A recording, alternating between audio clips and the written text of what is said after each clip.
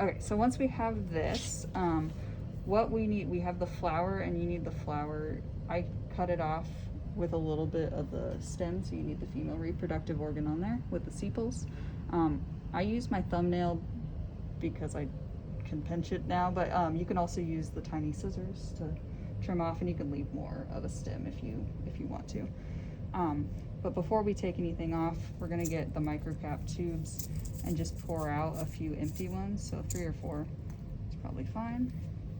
And then you're gonna pinch really gently this base, and I like to hold it with the petals kind of like that.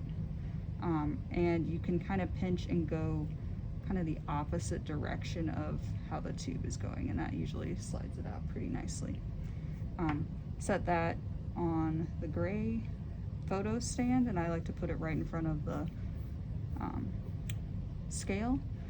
Turn it around, and we're going to get any of the excess nectar that might pool out first. So you're going to take the microcap and just kind of gently put it in the base, and that one's full. And you're gonna do that until, like, I'm not even really putting any pressure in the flower, I'm just kind of getting nectar that's just sitting there. So there's another one full, and you can watch the nectar line go up. If you're... And just FYI, the NB flowers usually have a lot more nectar than the KA flowers. Yes. So you'll get lots of, so there's 3 full.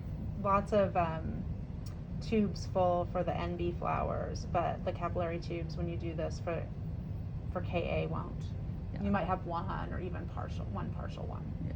And if you saw, like, this one is like right here, and it's not really giving me anything else that much. Like, it's really like I'm just kind of moving it around a little bit to see if there's any excess, but it's not really going up anymore, so I'm not going to force it. I'm just going to leave that for now. Set it down really gently so it doesn't like have an air bubble, and just leave it for now because we're going to get more nectar later. Okay, so then we're going to take an insect pin, and I like to put it right where the sinus is. Like, if you kind of draw an imaginary line kind of in the middle, like directly from that sinus, and then you kind of go all the way over through, so it's kind of on the kind of parallel on the other side. I never pin it entirely straight. So we're going to do that. You're going to pin it into this, and we're going to take a second pin to help hold it up, and I don't put that through the flower, it's just kind of going underneath right there. Okay, lifting it up, and I like to make sure that the flower, the 2 top petals are kind of like the middle of those is even with this, like this top line here. I like to try to make sure that these flowers are right there. So then we're going to take 2 photos like this. The camera. We're going to take one from the top, so it'll be like this particular scale, and then we're going to take one from the side, so it'll be this sidebar scale. So we're going to do this top one first, and then you're going to move the sticky note, which sometimes I forget, so you can just kind of like delete the old photo and take it again. Go onto the side here. Okay, and then we're gonna just put the camera to the side for a second.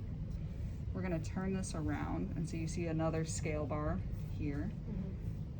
We're gonna move the sticky note here so it can be seen, and then we're gonna, this is the front view photo, so there's kind of a little bit here, and then you're kind of going to need that helper pin as well, and sometimes it gets a little dicey. This one's notorious for not wanting to focus properly, so it might take a little bit to get it to see. It likes to do that. So when that happens, go back into the camera. You have to wait for this green dot to stop flashing, which takes a while. Go over and then delete that photo. It can help sometimes too if you take something like, yeah, it likes the background. Something and just put, you know, a background so that it's not trying to focus on something that's back here on the bench. Cool. I think that's